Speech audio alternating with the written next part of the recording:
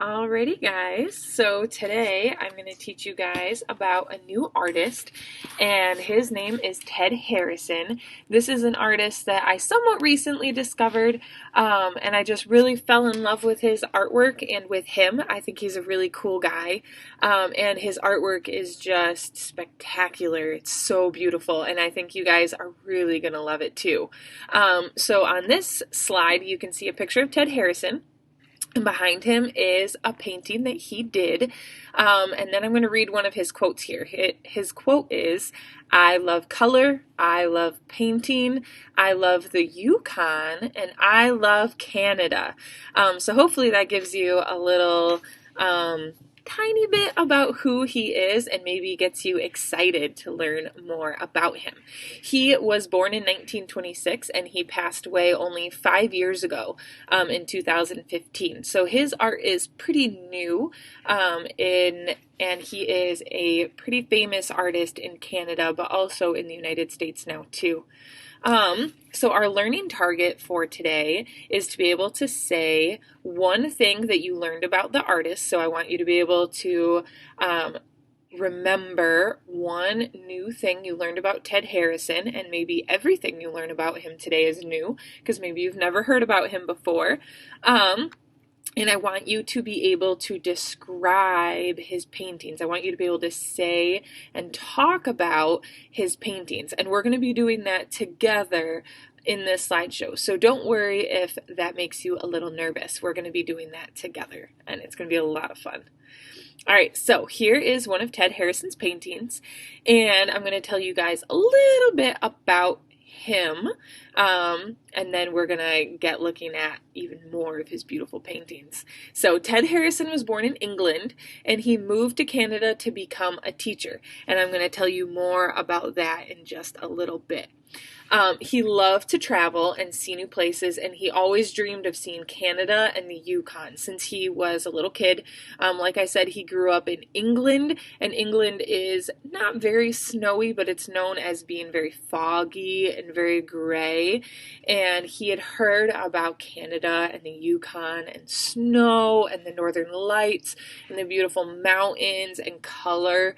And he just dreamed of seeing that. And so he was reading the newspaper looking for jobs, and he read an article about a job to be a teacher in the Yukon. And he was so excited, he applied and got the job right away. So he moved him and his wife to Canada, and he became a teacher in the Yukon.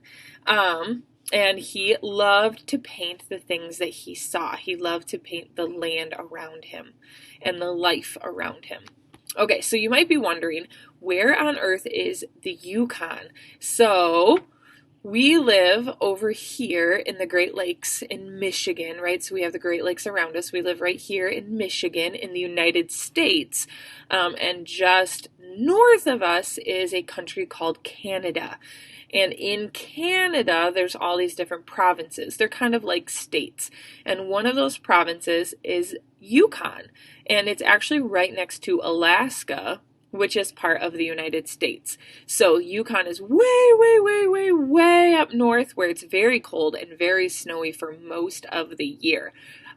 Which is not everybody's favorite kind of place to live, right? Some people like to live where it's south and sunny and warm, but some people dream of living where it is cold and snowy, where they can ice fish and snowshoe and do all of that sort of fun stuff. My husband's dream is to buy a cabin over here in Alaska, so right by the Yukon, and he wants to retire up there and live with the trees and with the snow, where he can ice fish and do all of that fun stuff. So that's his dream. We'll see. Okay, so you might be wondering, what does the Yukon look like? What is it like? Why did Ted Harrison love this place so much that he wanted to move there and live there and paint about it? And so here are some beautiful pictures of what the Yukon looks like. There's a lot of mountains, there's a lot of trees, there's a lot of snow and ice. So hopefully, or maybe, you guys think it's beautiful too. Maybe you guys think, ooh, sounds too cold for me. I don't know. Okay, so what do you see in this painting? This is another one of Ted Harrison's paintings. What do you see? All right, maybe you see the people, right? Maybe you see the birds. These black ravens are something that pops up in a lot of Ted Harrison's paintings because they're very common in the Yukon. Also, boats is their way of getting around on all the water when it's not frozen. Otherwise, they can walk on the ice when it's frozen. And the little village. And of course, you can see the mountains in the background and the beautiful sky. All right, here's another one of Ted Harrison's paintings. And you can see again the water, the mountains, the houses. This person is riding on a sled being pulled by dogs, and dog sledding is very, very common in the Yukon. That is how they get around in the deep, deep snow in the wintertime.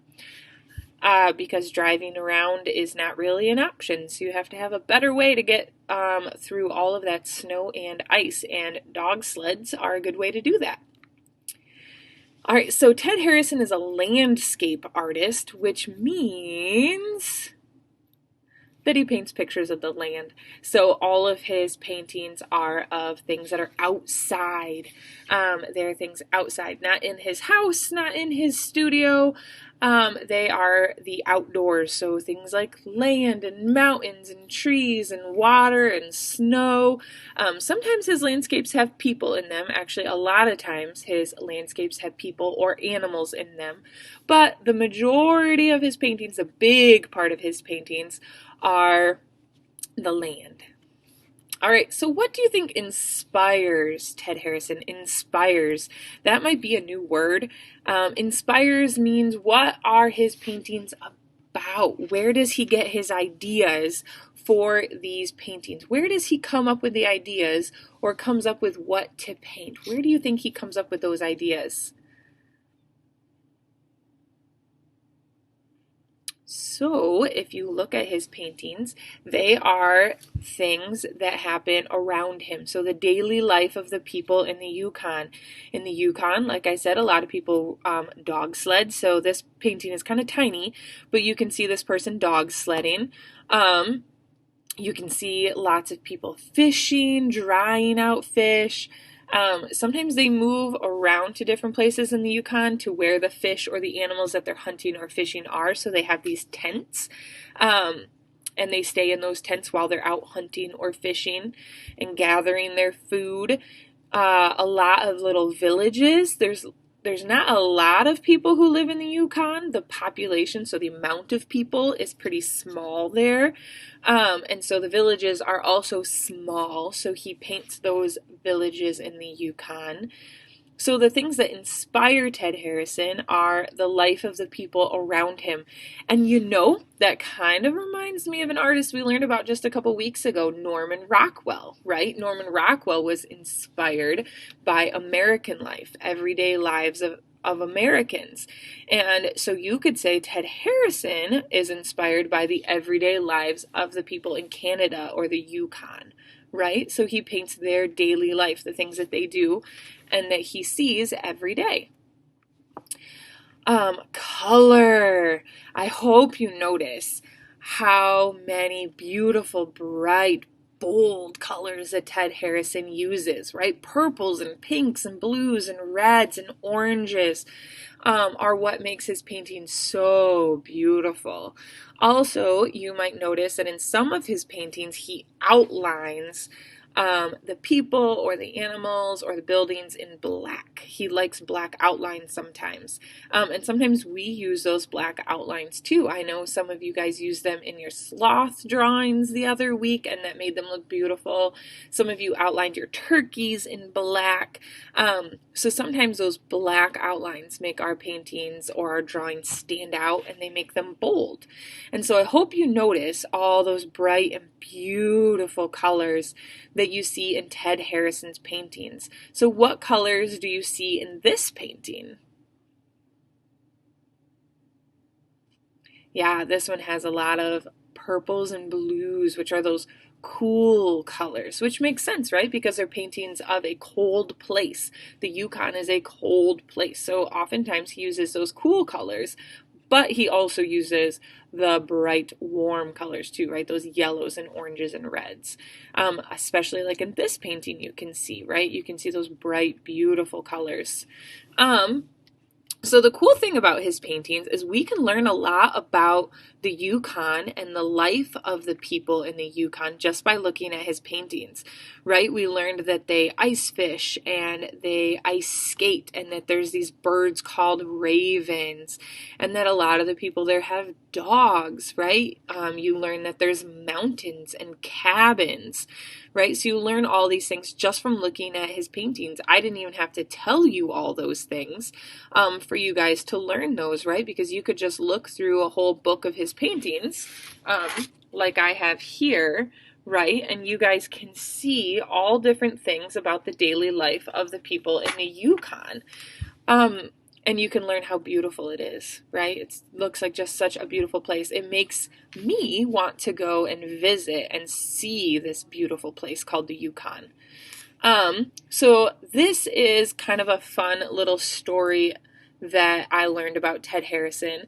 One time, a curator, so a curator is someone who owns an art gallery. They choose what art they want in their gallery, and then they have these big art shows. And one curator, an owner of a gallery, told Ted Harrison that he didn't want his art in his gallery because it was so simple that even a child could understand it. And Ted Harrison thought, what a wonderful tribute. He was not offended. That did not hurt his feelings. He is okay with the fact that his art is good for kids to look at.